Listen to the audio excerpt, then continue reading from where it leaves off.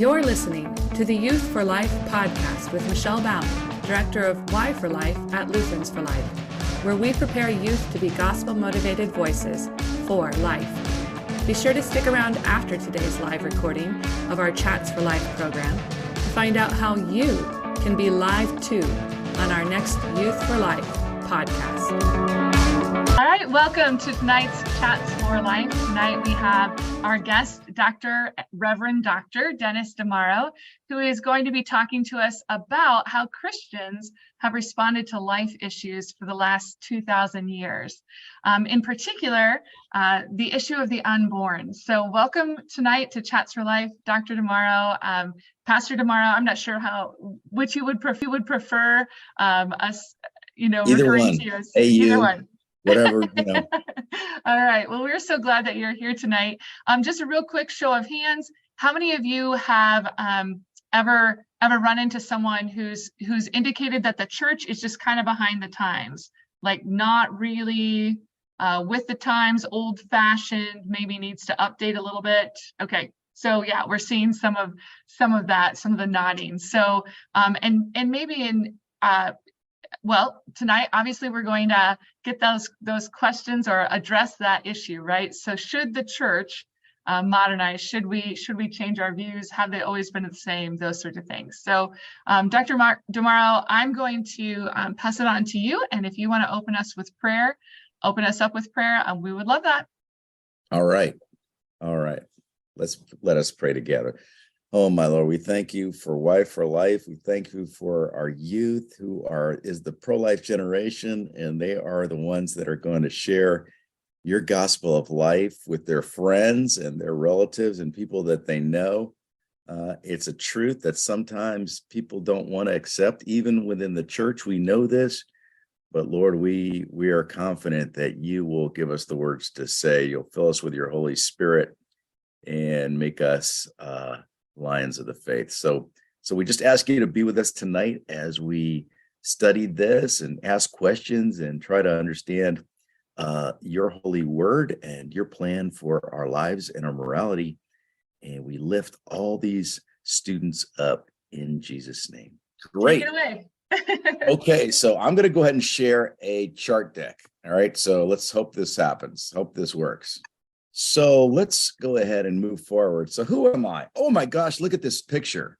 A young, attractive man, kids. Look, those days are over. It's a sad, sad fact. Actually, this picture of me was taken in the East Room of the White House during George W. Bush's administration. And I think this was for the signing of the Lacey and Connor bill way back in the, when would that have been? Early 2000s, probably. How many of you remember President George W. Bush? Michelle is the only one. She's the only one. No, there was one more. No, there were two more. Oh, you had some people raise hands? Yeah, two additional, but you're right. You know who he was, right? And standing right next to me was a congressman, which I've cut out of this picture. But if you get my book, you can see the whole picture. But there was a congressman. His name was Henry Hyde. And I don't know if you've ever learned, but there is a law called the Hyde Amendment, which prohibits the federal government from using money to pay for abortions. And Henry Hyde was the congressman who introduced that. And he was a very, very nice guy, incredibly nice guy. And he has passed now, but it was a kind of a privilege to meet him and have a chance to chat with him a little bit there. Both movement ever since the 90s. And we started a Lutherans for Life chapter in Northern Virginia in 1996. Okay, so I'm showing my age a little bit now. But that chapter is still going strong. It's bigger than ever. It's bigger than when I was the president of it. And it's doing a lot of great things for God. So I give thanks for that. And since that time, I became a pastor, and I pastor a church in Warrenton, Virginia, which is about 45 miles southwest of Washington, D.C. And and I'm also serving right now on the board of Lutherans for Life. And one of the things I did early on was get involved in a group called the National Pro-Life Religious Council, which is a group of not just Lutheran, but other Christian denominations who are also very interested in the fight for life. And so I've been very involved in that also for about 30 years. I also teach at various, I have a PhD in church history, so I teach in various colleges as well. So I'm also kind of a part-time professor as well. But why did I, so the book that you saw was a book that I wrote back in 2008 called A Love for Life. And the reason I wrote it is because I was in that group, National Pro-Life Religious Council, and we wanted to have a way of explaining the Christian history on the issue of abortion that people could just read. You didn't have to be an academic to understand it. You could just read it and get a lot of information about it. So I was studying as a student in church history, and I was asked to write the book at that time. And I also put in it a guide for various abortion positions for all the denominations in the United States. So you can go to that guide and you can look and see where each of those groups stands on whether they're pro-life or pro-choice or somewhere in between. So one of the things that we're always faced with is that we're faced with a society that confuses us with the Christian view on life and the Christian view on morality. And we see that in the news all the time. I don't know if you guys remember, but a few years ago, the Speaker of the House, Nancy Pelosi, basically said that Christianity never really took a position on abortion. It really never stated its position, which the news media will just parrot, right? Oh, that Speaker of the House said this, so she must be right. They'll never look it up. They'll never study it. But of course, it's 100% untrue, and they will just go ahead and repeat it. So when we look at the news, we've got to kind of be a little critical, or really critical, about what we hear and see, because sadly, the news is always extremely biased, either right or left at this point. And so we have to really step back and say, hey, what is the real truth? And really question it and use our minds to figure out what's going on. So we have this kind of misinformation going on.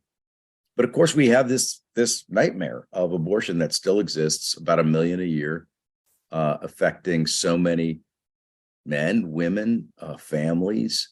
It is one of our great national tragedies, and it's better now because of the reverse of Roe versus Wade, but it's still legal in 39 states. So there's a lot of work to do to convince hearts and minds to still change laws to protect the unborn and protect, honestly, women and men from getting themselves into this trap of abortion.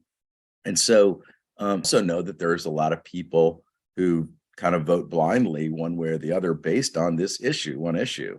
We saw in this last election that it probably should have been a Republican blowout, but we know that some people are so staunchly pro-choice that they voted the other way, even against their own pocketbooks and other issues that they might be influenced by. So it's something that people are very, very passionate about, but I think sometimes they're passionate when they don't know the truth about things. And that's the sad existence of what we live in. So I started out the book by looking at, before Jesus was born in Bethlehem, what did the Jewish people think about this? What were their attitudes? And one of the things that people will say is, abortion isn't mentioned in the Bible. And that's true. Abortion is not specifically mentioned in the Bible. But there are a lot of other verses which give us a hint about what's going on. And one of them is Exodus 21. If you look at Exodus 21, it tells a story about two men who were fighting. And when they were fighting, they knocked a pregnant woman over and she miscarried. And so there are essentially, and they make kind of a distinction on the type of miscarriage. So if it was an early miscarriage, then the man would be fined. But if there was a later miscarriage, then the person who was the offender would be put to death.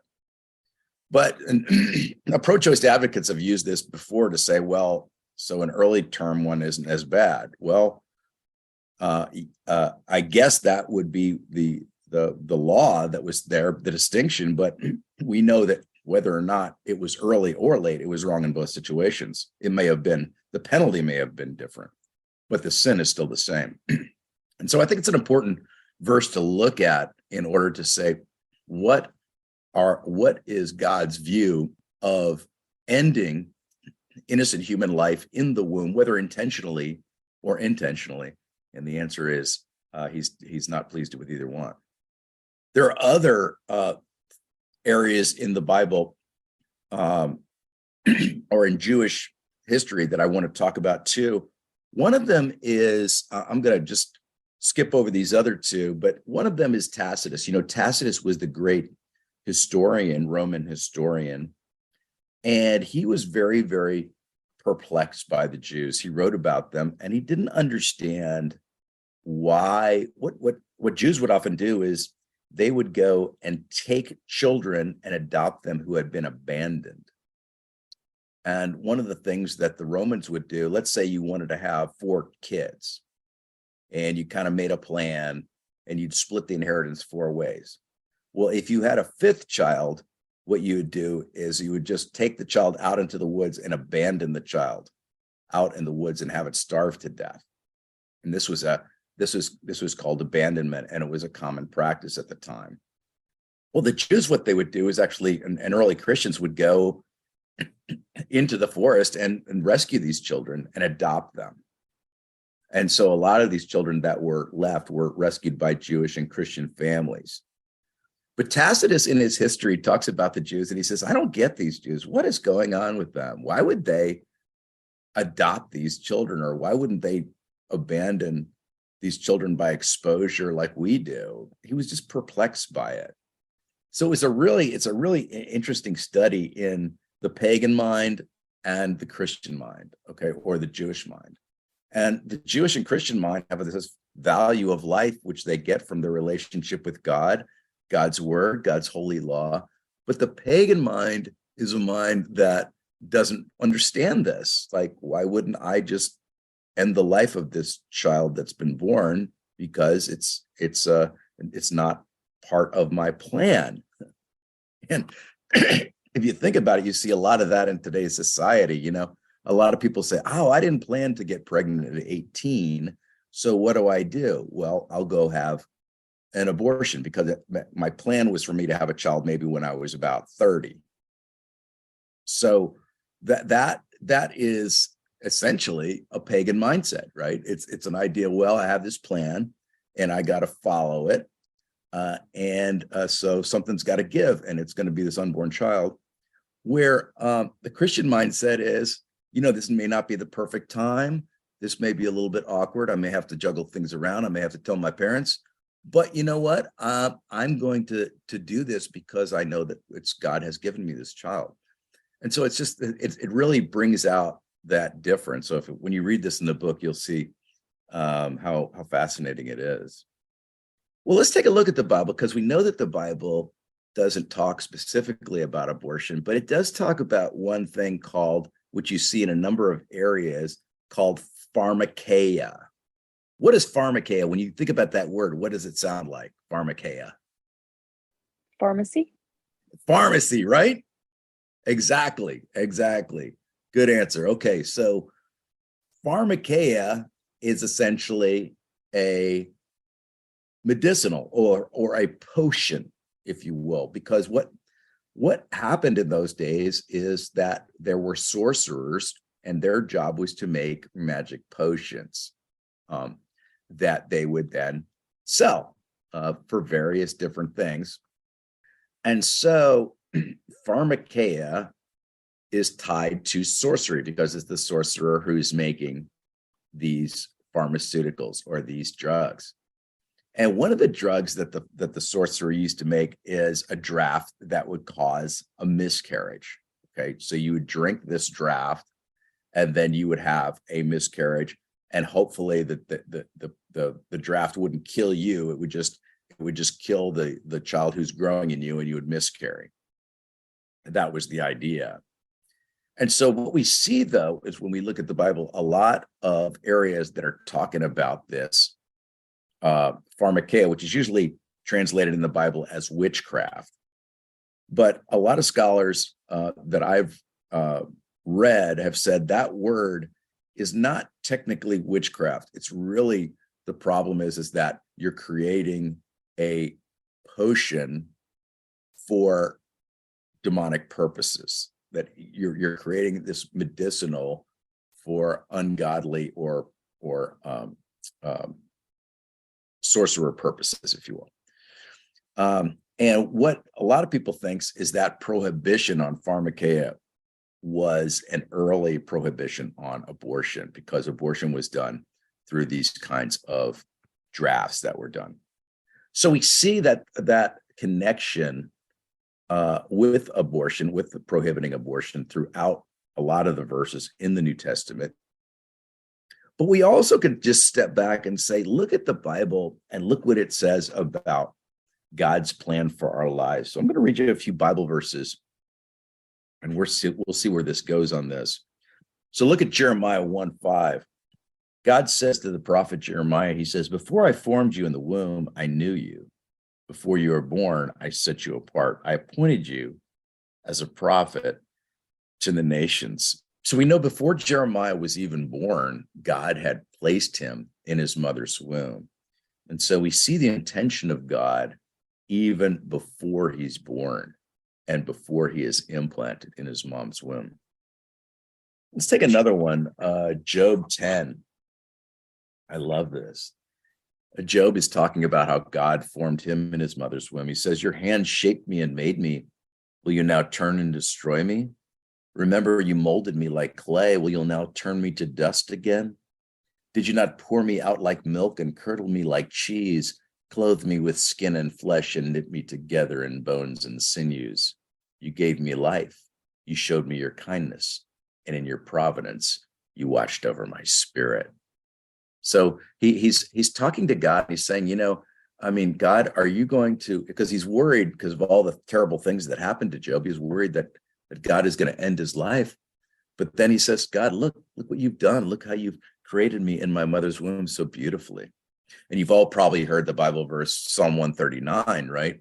In which the King David speaks to God. He says, for you created me in inmost being. You knit me together in my mother's womb.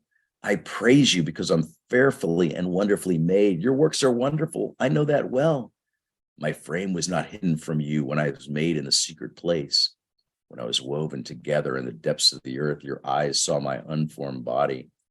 All the days ordained for me were written in your book before one of them came to be. So here, another great and beautiful imagery as God knows us. He creates us in our mother's womb. He knits us together. But my whole favorite Bible verse, pro-life Bible verse of all time, is the visitation. Y'all remember the story of the visitation? Who remembers that? Yeah. Go ahead, Corey. Tell me about it. If I'm on the same page that you're on, that was when Mary went and visited Elizabeth. Yes, ma'am. And Elizabeth was pregnant with John, and Mary was pregnant with Jesus.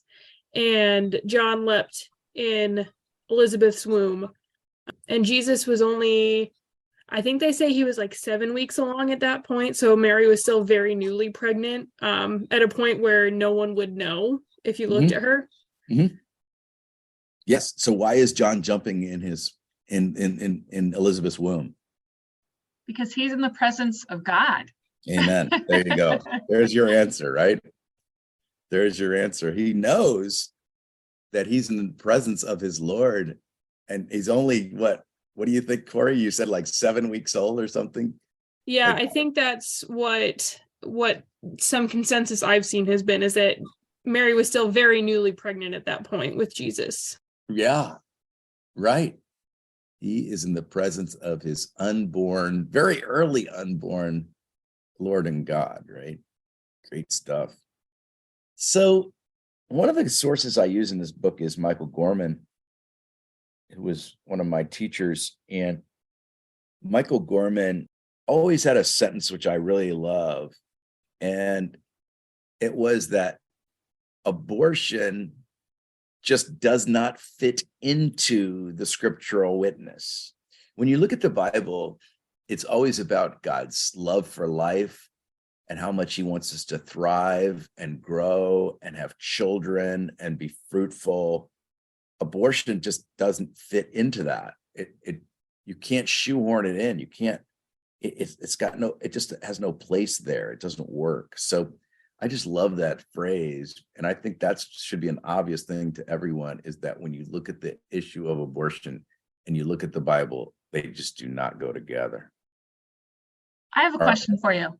Yeah, go ahead. So pharmakia, which you had Yes. on the last slide, Yes. can you give us an example of when that's referenced in the Bible? Like, Yeah. is there a Yeah, story in particular? I'll give you one example. Okay. I have it here in the book. Galatians 5:20 references the sinful deeds of idolatry, witchcraft. Okay, so that word witchcraft is pharmakeia in the Greek. Hatred, discord, jealousy, fits of rage, selfish ambition, dissensions, and factions. All right. Okay. So that's one of them. Revelation 9:21 and Revelation 21:8 both use that, also the word pharmakeia. They speak of the unrepentant attitude of those condemned to hell. Okay. Nor did they repent of their murders, their magic arts, that is pharmakon, that's the same word, their sexual immorality, or their thefts. And notice that here we have this magic arts, witchcraft, right between the sins of murder and sexual immorality. Mm-hmm. So this gives even more indication that this is talking about something beyond just witchcraft. This is talking about a sin that has to do with those two things. And I think it's very, very convincing. So let me go ahead and read the second one. But the cowardly, the unbelieving, the vile, the murderers, the sexually immoral, those who practice magic arts. Notice that in this verse, it's next to those two again. The idolaters and liars, their place will be in the fiery lake of the burning sulfur. And then the last of them is Revelation 22:15. Outside of the dogs, those who practice magic arts, there it is, pharmakoi again, the sexually immoral, murderers, idolaters, everyone who loves and practices falsehood. So you see, I have like 4 different places, and there may be more in the New Testament that I'm referencing, where it talks about this pharmakeia, which I think could be a larger umbrella, but I think it would definitely include those kinds of medications. And that's why you get the word pharmakeia. Pharmacy doesn't mean witchcraft, right? It means drugs. Right. So we know that the root of that comes from this word, which is what the sorcerer does, and the sorcerer makes drugs. All right. Thank you. Sure. Let's take a couple of other. I mean, have you guys ever studied or heard about the church fathers? You know, these are people that talk about the Bible and are very useful in going back and looking at the Bible. If you guys ever have a Lutheran Study Bible, they do an amazing job of going back and quoting the church fathers on various Bible verses. So you'll see these names here that I have on the screen: Clement, Tertullian, Basil, Augustine, Jerome. These church fathers are going to be writing commentaries on the Bible. And it's very useful to use those commentaries, because these are the people who sometimes knew Jesus or knew a follower or knew an apostle. And so their perspective on what the Bible means is probably a lot more accurate than what we would do if we just looked at the Bible in a vacuum. Does it make sense? So let's say that I knew Jesus, okay? And we walked around Israel for 3 years together. If you went to me and you say, can you explain to me the Beatitudes? You'd be a lot better explaining the Beatitudes than me just reading the Beatitudes. Wouldn't you agree? You would. You'd be a lot better. And if you knew one of the apostles, you'd be pretty good too. So these now some of these church fathers are, maybe a few centuries later, but they're still a lot closer in time than we are. So I think they're very useful. And let me read you a couple of things that they said about abortions, because we know that the prohibition of abortion isn't in the Bible, but it is in the Didache. And the Didache was one of the writings, what was called the writings of the apostles. And so in that, it goes through a litany of sins.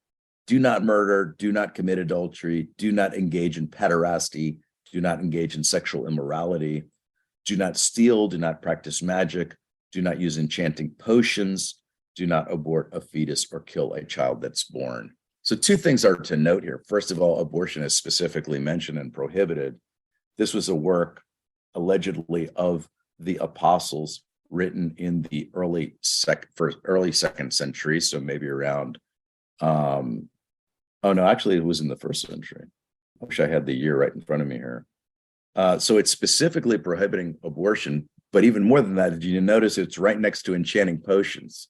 So once again, we're seeing this link between abortion and the enchanting potions of the sorcerers.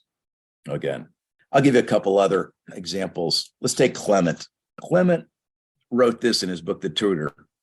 Our whole life can go on in observation of the laws of nature if we gain dominion over our desires from the beginning, and if we do not kill by various means of perverse art the human offspring born according to the designs of divine providence, for which these women, who in order to hide their immorality, use abortive drugs which expel the matter completely dead and abort at the same time their human feelings.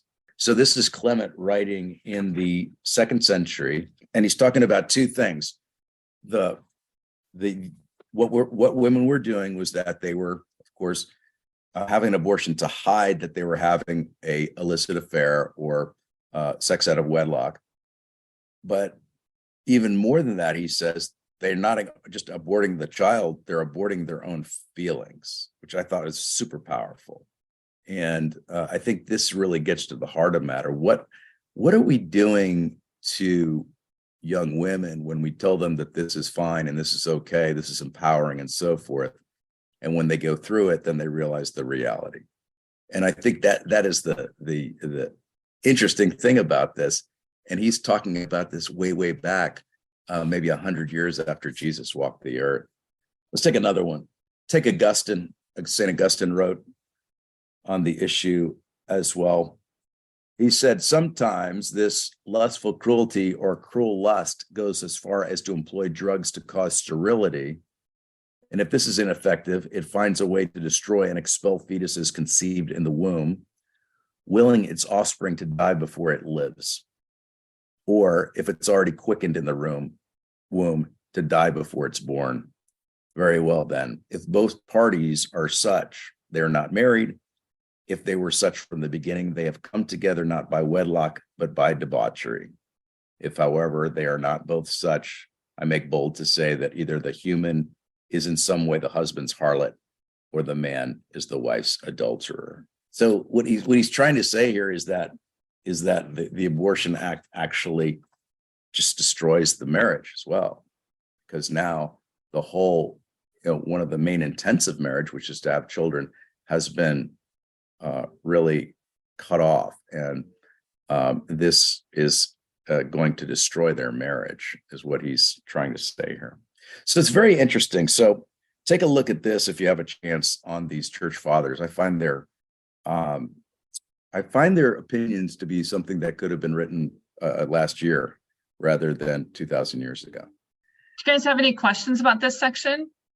I do think it's interesting. So you said Clement talks about not only does the abortion kill the unborn, but also takes away basically the happiness, the joy, that a mother has or that a family can have, right? So we know that abortion doesn't just end a life, but it ends the possibility of generations, of future happiness, of joys to come, right? And then it affects relationships. And so we have that with Tertullian, the marriage relationship, whether the present relationship or a future relationship. And I think that's very interesting because very often, we see abortion as a choice of a single person, and yet that act too is relational, and affects not only the generations that are here, right? It causes a grandmother not to be a grandmother, right? Or an uncle not to be an uncle, but also generations to come. And so, so it is a deep sadness, and certainly is forgivable, but it is a very serious decision, right? A very serious and sad decision that takes place. So, yeah. Right. That affects a lot of people, right? And I think this is brought out by both these quotes very well, right? Both Clement and Tertullian. So let's get into. I have a question. Oh. Yeah, go on. No, sorry. go on. I was just curious, in the passage from the Didache, Yeah. do you know what Greek word the word abort came from, or what it's translated from? Boy, I don't know, but I sure can find out for you. Okay, it's kind of a random question. I was just curious if it because obviously they didn't have forceps and those kind of suction tubes back then. I was just curious if it entailed anything differently. Oh yeah, at this time it would have all been these abortive drafts like I'm talking about. That was, it was definitely a desperate act. In one of the quotes I have here, it talks about, I forget who's speaking about this, but one of the church fathers says, most of the time this ends up with the woman being dead. It was, as you can imagine, when you taking this poison with hopes that you'll have a miscarriage, a lot of times that poison would kill the person. So it was kind of a situation, I think, of desperation in which the woman felt that if she's unable to have this miscarriage, then she might as well die. Pretty sad situation. And that's why I think, it's important also for families when they do get this kind of unexpected news that they step back, take a breather, and, don't immediately go, oh, you got yourself in this mess type of thing. We need to have some Christian understanding and some Christian forgiveness, and because that's really the key to, I think, in a lot of situations, making the right decision. Because as you know, a lot of these decisions are made by women whose boyfriends tell them to have an abortion, whose parents tell them to have an abortion, whose grandparents tell them to have an abortion. So everyone that they know and hear are telling them to do this. And so, how do we break that cycle? That's another key as well. It's interesting because a recent study showed that that the average woman who gets an abortion speaks to only one person before making that decision, 1 to 2 people. Yeah, and that is interesting. So if it's a friend or if it's a boyfriend or if it's a parent, this is a moment to speak, right? A moment to speak for life. Yeah. And so, yeah, I don't know how accurate that source was, but I just read it yesterday that typically a woman will speak to 1 or 2 people before making that decision. No, that sounds like that makes sense. Mm-hmm. And I think, yeah, you're right. It's not the time to say, well, it's up to you, or it's your choice, or that's the time to open your mouth and say, hey, you need to choose life. And how can we support you, right? Like, how can I help Yeah, you to do right, that? right.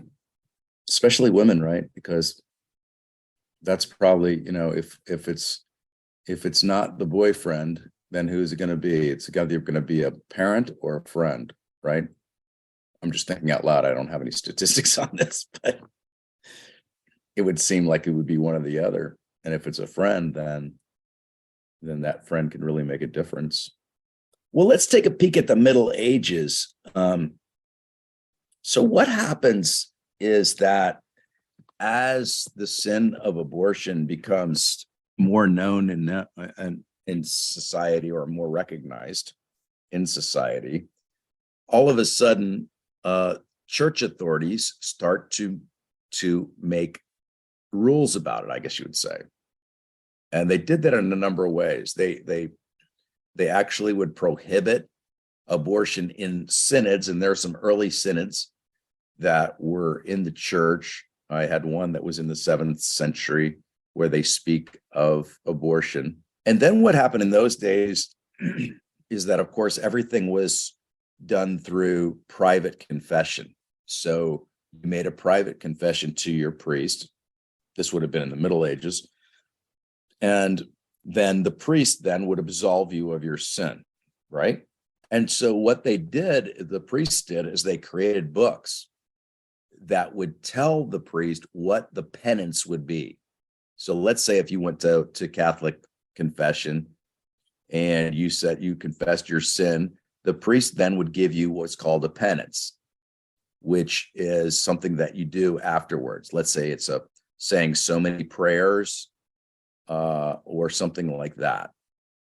And so in the old days, I don't think they have this as much anymore, but in the old days, they would actually have a book which would tell the priest, based on what you confessed, what your penance would be. And the penances for abortion were severe. For instance, if you confess the sin of abortion in the Middle Ages, you would have to not receive communion for 7 years. Now, if you were the abortionist, you would only be able to be forgiven at your deathbed. So this was considered to be a very serious sin that they needed to have a serious penance for.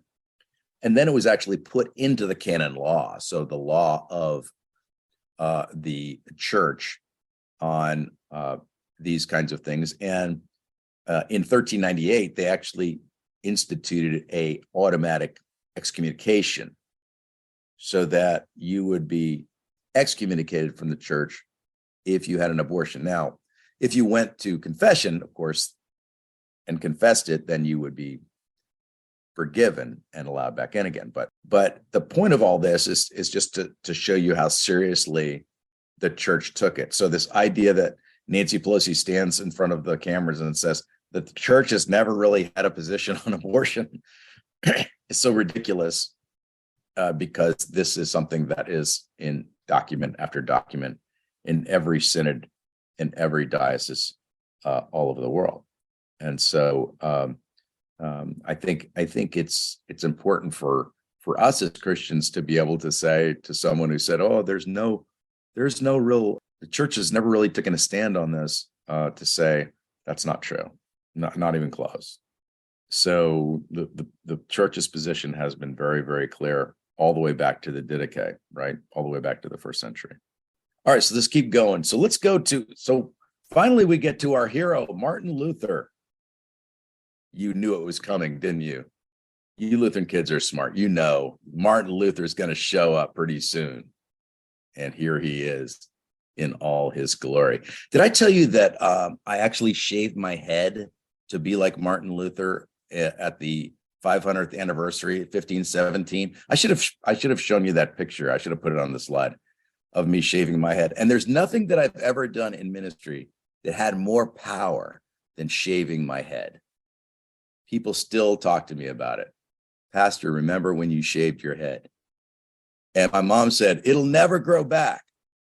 I'll tell you what, it did grow back, but now it's all falling out again because I'm getting old now. So it's a problem, but But that's all right. But let's take a look at Martin Luther, okay?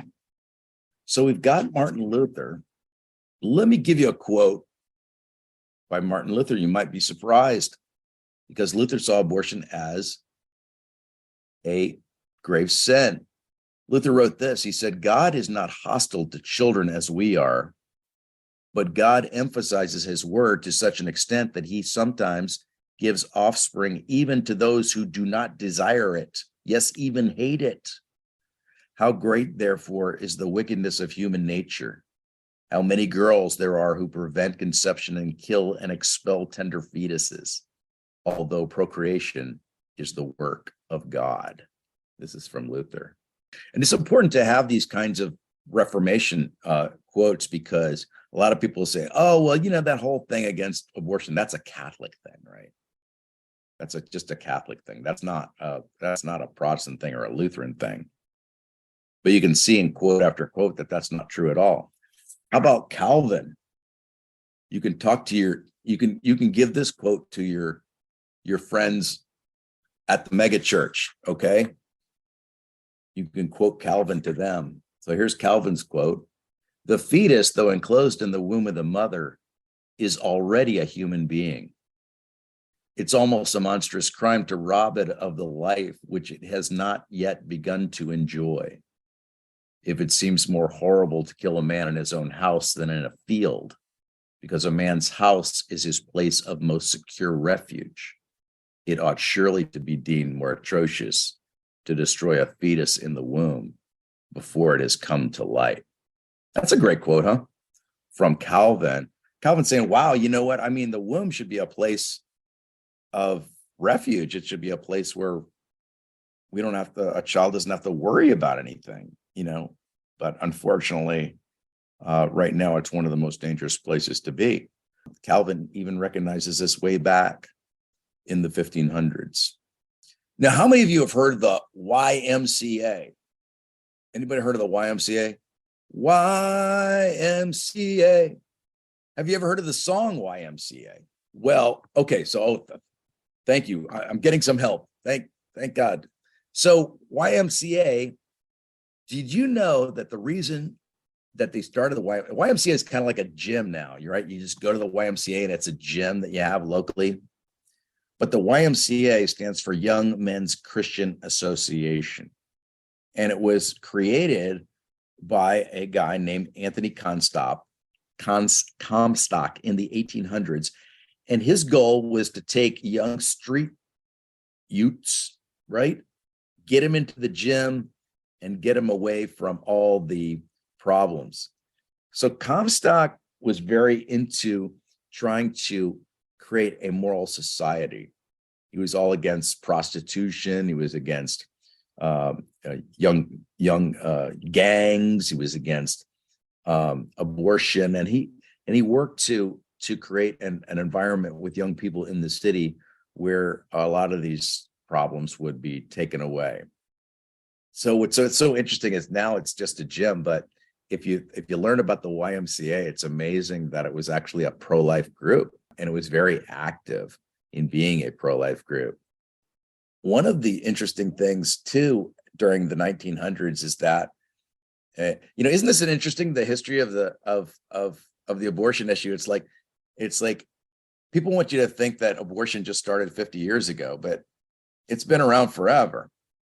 And one of the things that was happening was that they were actually advertising for abortion in newspapers back in the 1800s. And they would call it like a blockage or something like that. But everyone knew what was going on. And then you would go into this doctor's office and you would have an abortion. Well, there is a reporter for the New York Times back during the 1800s. His name was Augustus St. Clair.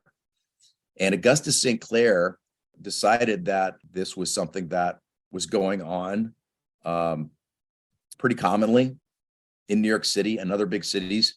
And so what he decided to do was to do an expose on the abortion issue. And what he would do is he would get women to pretend that they were going in for abortion, kind of like, what's the group now, Michelle, that does this? Live action. Live action. Yeah. Live action. So he would get a girl to pretend that that he was there, and then he would, pretend to be the husband or the boyfriend and sit out in the waiting room.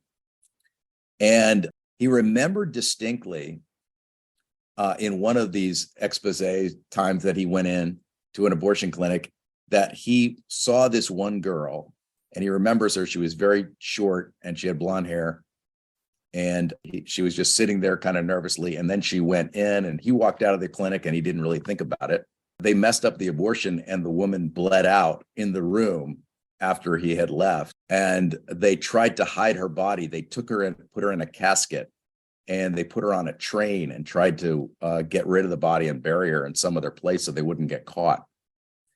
And when they found this woman and they realized what had happened, St. Clair was on the scene, and he went to the morgue and he looked at this girl and he realized that he knew her. And so he wrote this incredible expose at the time called "The Crime of the Century" was the name of the article in the New York Times. And it created an entire series of pro-life laws that were passed all over the country during this period. And so a lot of the laws that we have on the books are the result of Augustus St. Clair and what he did during the 19th century in looking into this issue and bringing it to people's attention, because people didn't know about it, or if they knew about it, just like today, we want to ignore it, right? We want to pretend it's not there. And so he was able to bring a lot of visibility to it, I guess. So he's a kind of a little pro-life hero there, Augustus St. Clair, working for the New York Times. Can you believe it? Not today, my friends. You're not going to find anybody in the New York Times doing that. I'll tell you what. How many of you heard of Dietrich Bonhoeffer? Oh, a lot of hands. Dietrich Bonhoeffer. He was in a conspiracy to kill Hitler. I don't know if you read all about that and everything and read the books on it. Bonhoeffer wrote a book on ethics. Bonhoeffer, let me write what Bonhoeffer wrote. Marriage involves acknowledgement of the right of life that is to come into being, a right which is not subject to the disposal of the married couple. Unless this right is acknowledged as a matter of principle, marriage ceases to become marriage and becomes a mere liaison. Destruction of the embryo in the mother's womb is a violation of the right to live which God has bestowed upon this nascent life. To raise the question whether we're here concerned already with a human being or not is merely to confuse the issue. The simple fact is that God certainly intended to create a human being, and that this nascent human being has been deliberately deprived of his life, and that is nothing but murder. A great many different motives may lead to an action of this kind. Indeed, in cases where it is an act of despair, performed in circumstances of extreme human or economic destitution and misery, the guilt may often lie rather with the community rather than with the individual. Precisely in this connection, money may conceal many a wanton deed, while the poor man's more reluctant lapse may far more easily be disclosed. All these considerations must no doubt have quite a decisive influence on our personal and pastoral attitude towards the person concerned, but they cannot in any way alter the fact of murder. That's Bonhoeffer writing in his book, Ethics, on the issue. I think it's very, very interesting how he talks about that and looks at that as well. And also interesting that he mentions there's an argument as to whether an unborn human being is actually a human being. So there's an argument of personhood all the way, in the 1800s and obviously early 1900s as well. So that's not a new argument. As Solomon would say, there is nothing new under the sun, right? No. So. No. Yeah, just the sin is it's timeless, isn't it? Pastor, and you hear confessions, you realize that we're all kind of the same. We're all kind of sinners, and no, we're not kind of. We all are, and this is just how we are. And the question is whether we repent of it. Is really the answer. Okay, let's see what we got here. Now, there is, however, a entire group of so-called Christians who claim to be pro-choice.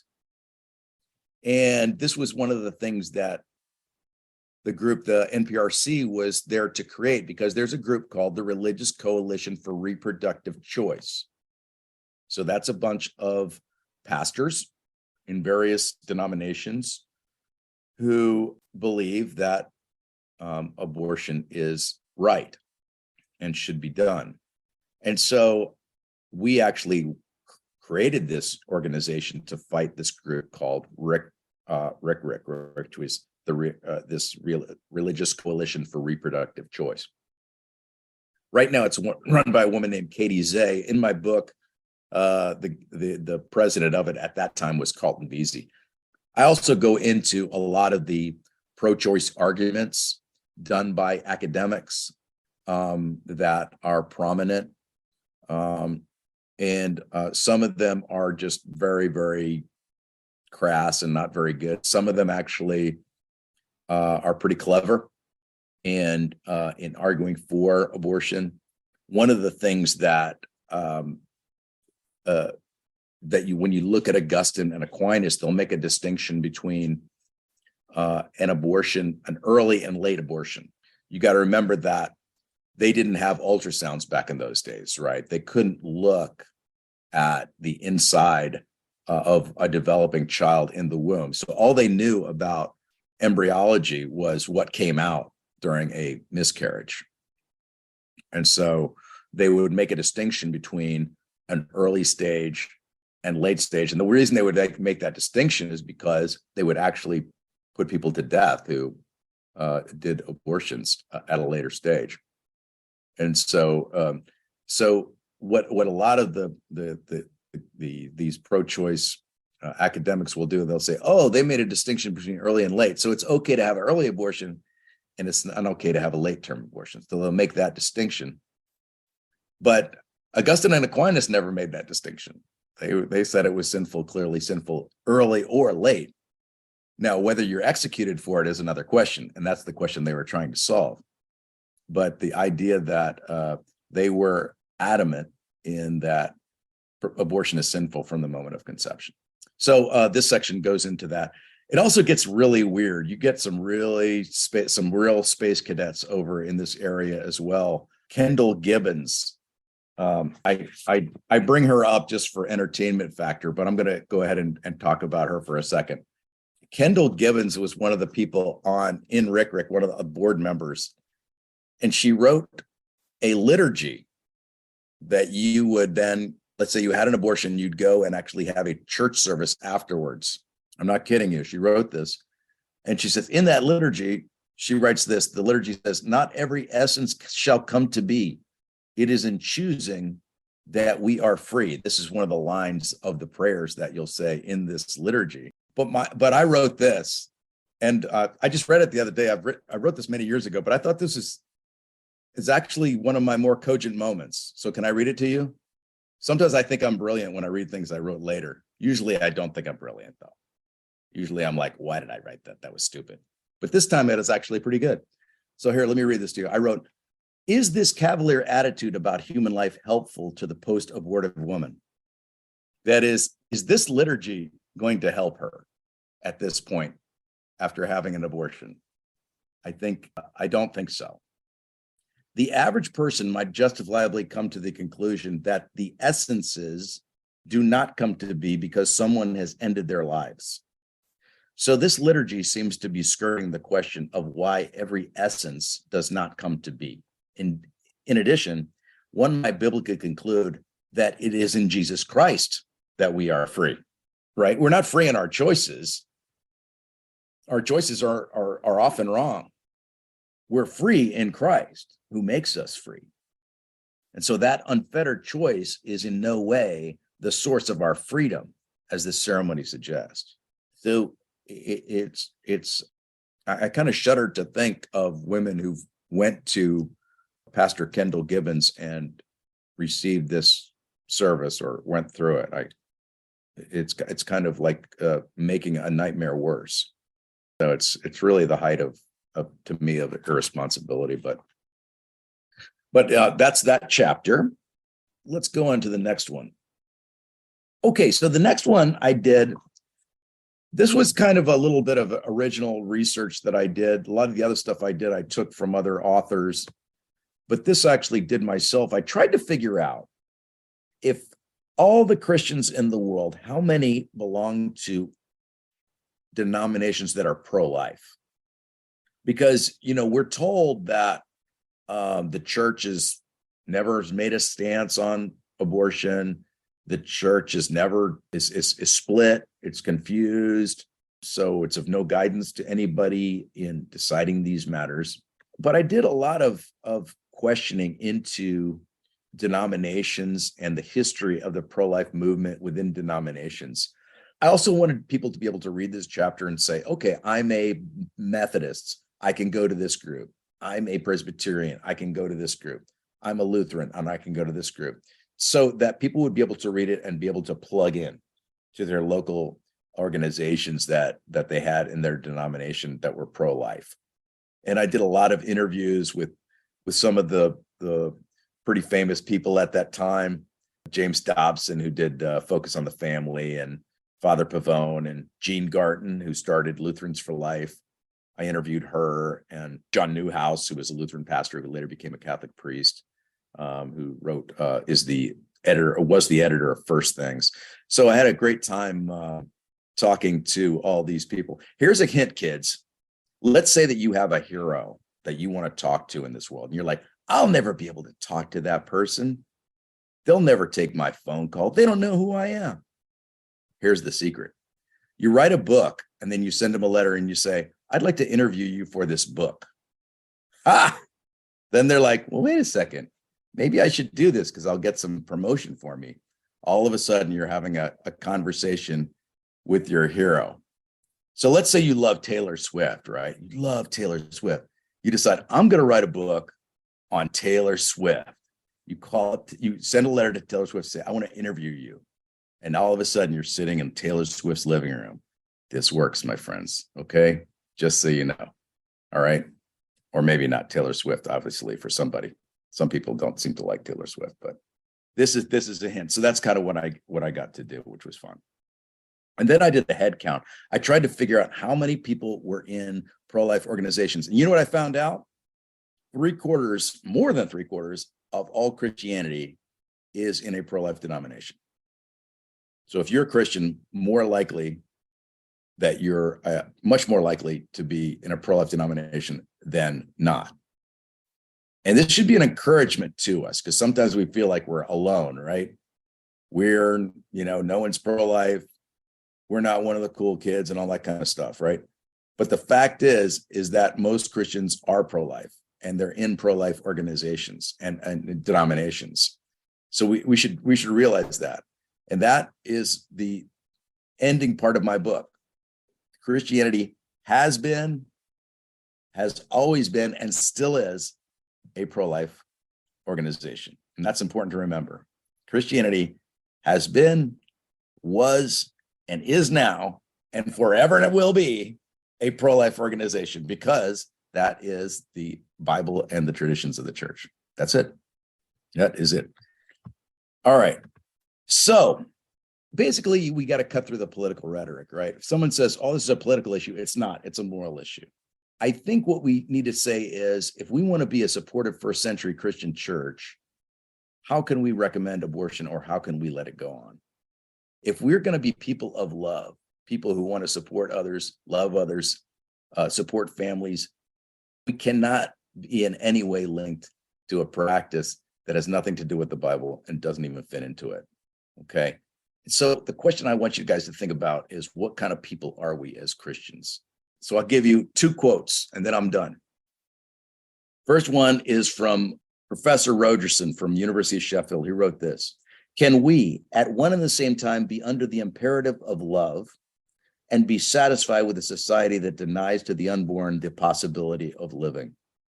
What sort of society is it that leaves to small voluntary organizations like crisis pregnancy centers to try to persuade mothers who are bearing unwanted children to let those children live, while there are many families in which love will make a full possible for unwanted and rejected children? It is no part of this essay to adopt a superior moral attitude towards mothers who find themselves bearing unwanted children.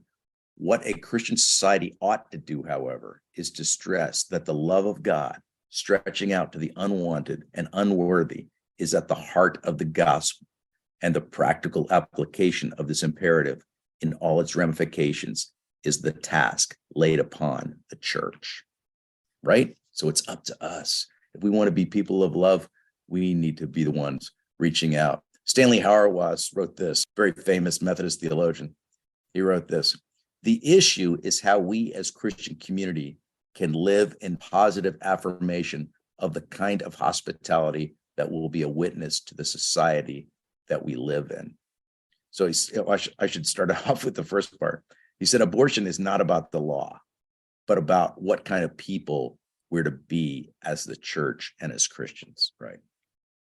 So this is not a legal issue or a political issue. It's a moral issue, and it goes to the heart of who we are as disciples of Jesus Christ. So I'll leave you with that. Okay, I'm going to stop talking now.